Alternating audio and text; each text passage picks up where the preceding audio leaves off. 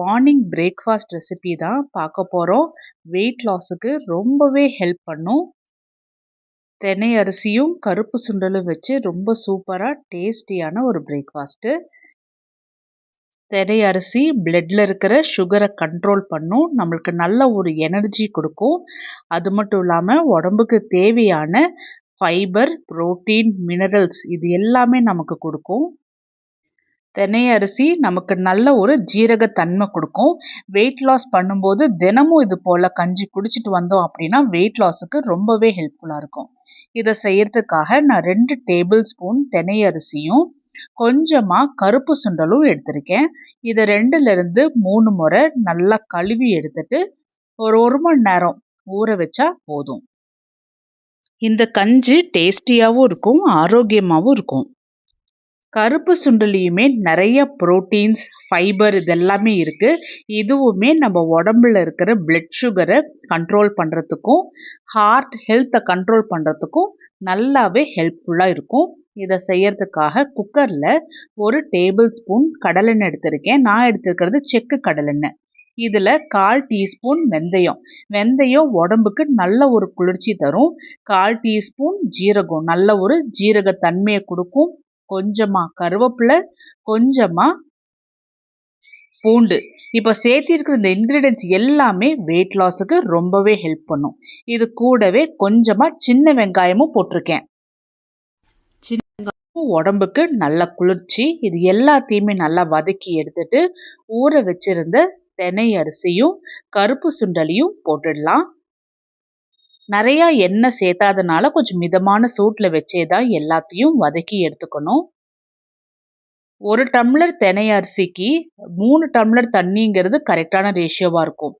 ஆனால் நான் இங்கே 2 டேபிள் ஸ்பூன் அளவுக்கு மட்டும்தான் தினை அரிசி சேர்த்திருக்கேன். அதனால நான் 1 டம்ளர் அளவுக்கு தண்ணி சேர்த்தி இதுக்கு தேவையான அளவுக்கு இந்து உப்பும் போட்டு நல்லா ஒரு முறை கலந்து விட்டுடலாம்.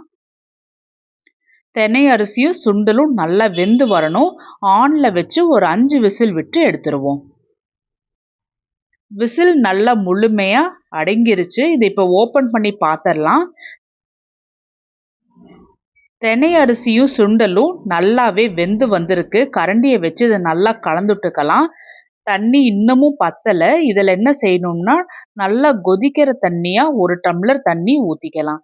எந்த அளவுக்கு கன்சிஸ்டன்சிக்கு நமக்கு கஞ்சி வேணுமோ அந்த அளவுக்கு தண்ணி சேர்த்திக்கலாம். நான் 1 டம்ளர் அளவுக்கு சேர்த்திருக்கேன். பச்சை தண்ணி சேர்த்த வேண்டாம், டேஸ்ட்டாக இருக்காது. அதனால சுடு தண்ணியாகவே சேர்த்திக்கோங்க. 6 குறுமிளகை நான் நல்லா நுணுக்கி சேர்த்திருக்கேன். கஞ்சிக்கு காரம் கொடுக்கறது இந்த குறுமிளகு மட்டும்தான், நம்ம வேற காரத்துக்குன்னு எதுவுமே சேர்த்தலை. இது கூடவே ஒரு துண்டு தேங்காவை நல்லா அரைச்சி எடுத்து அதையும் போட்டுடலாம். நல்ல டேஸ்டியாக இருக்கும். வெயிட் லாஸ் பண்ணும்போது நல்ல டேஸ்ட்டாக சாப்பிட்டு வெயிட் லாஸ் பண்ணலாம். நல்ல ஒரு ஹெல்தியான பிரேக்ஃபாஸ்ட், நிறைய ப்ரோட்டீன்ஸ், ஃபைபர்ஸ் இதெல்லாமே இருக்கும்போது வெயிட் லாஸுக்கு ரொம்ப ஹெல்ப் பண்ணும்.